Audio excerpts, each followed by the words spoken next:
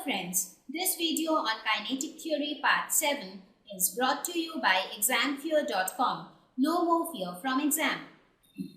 Please make sure that you have watched all the videos from Part 1 to 6 before going ahead with Part 7.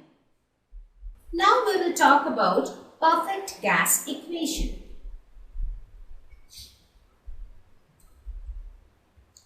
What is perfect gas equation?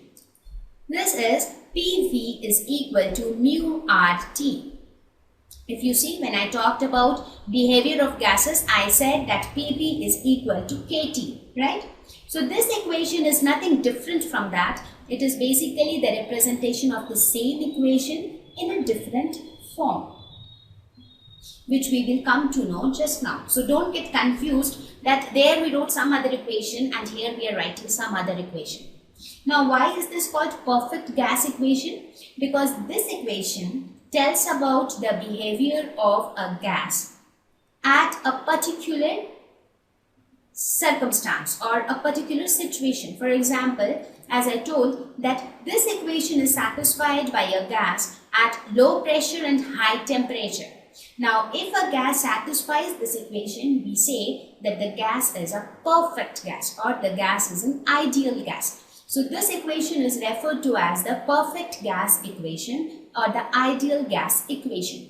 Now in this equation, so what is mu in this equation? Mu is nothing but the number of moles of the gas. R is universal gas constant. So what is this universal gas constant now?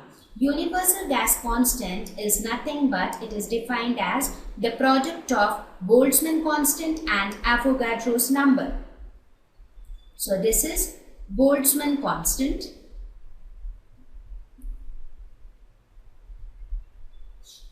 and this is Avogadro's number.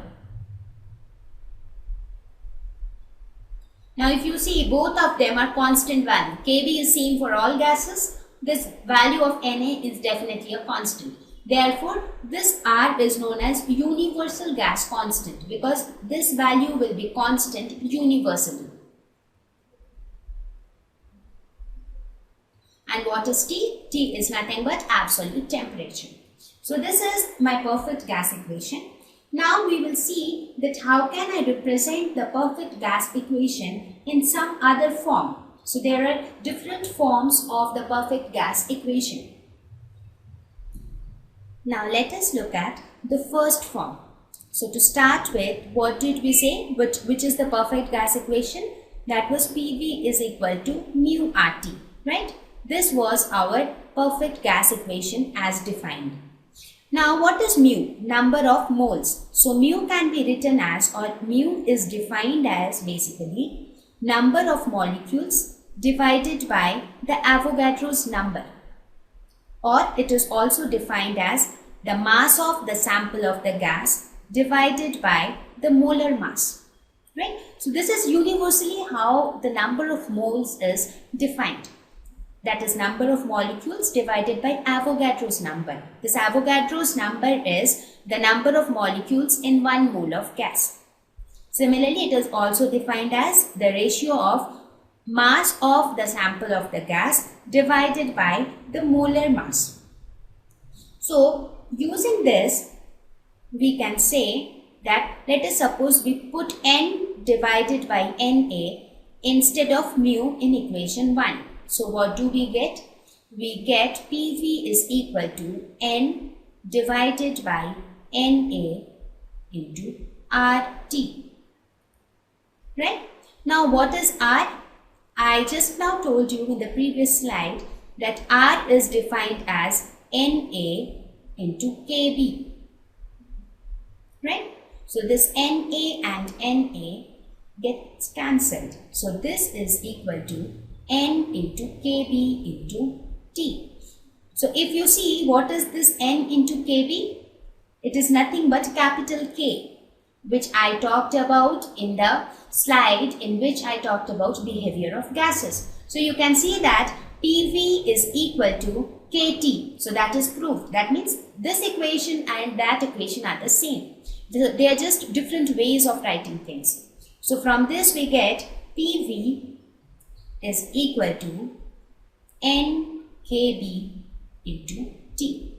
Now this we can write as P is equal to N by V into kb into T, or we can say P is equal to N into kb into T, because this small n is number of molecules per unit volume. So this N is nothing but number density. So the perfect gas equation can also be written like this, where what is N? N is nothing but number density, that is number of molecules per unit volume.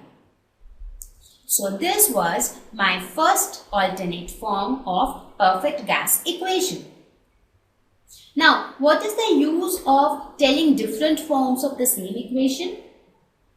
Why I am telling you is, suppose if the perfect gas is expressed in one of these forms, you might see the equation and you might think that no, a perfect gas equation was PV is equal to mu RT, but it is something else, right? So, because it is not always easy to recollect things then and there. That is why I am telling you how do we get all these different forms of perfect gas equation.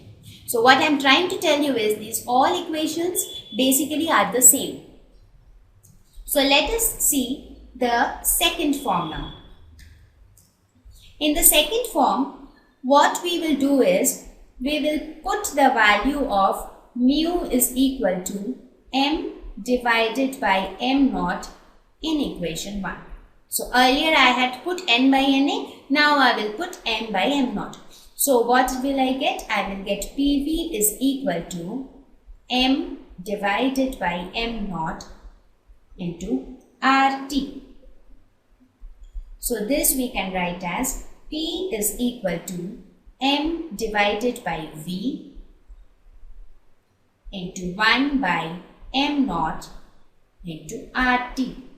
So what do you think is m by V? Mass per unit volume is nothing but density. So I can write P is equal to rho RT divided by m naught, where m naught is the molar mass. So what is rho? This rho is nothing but mass density of the gas. So one equation was in terms of number density, that is number of molecules per unit volume. The other one is in terms of mass density, that is mass of the gas per unit volume. So this was my second form of the ideal gas equation. Thank you.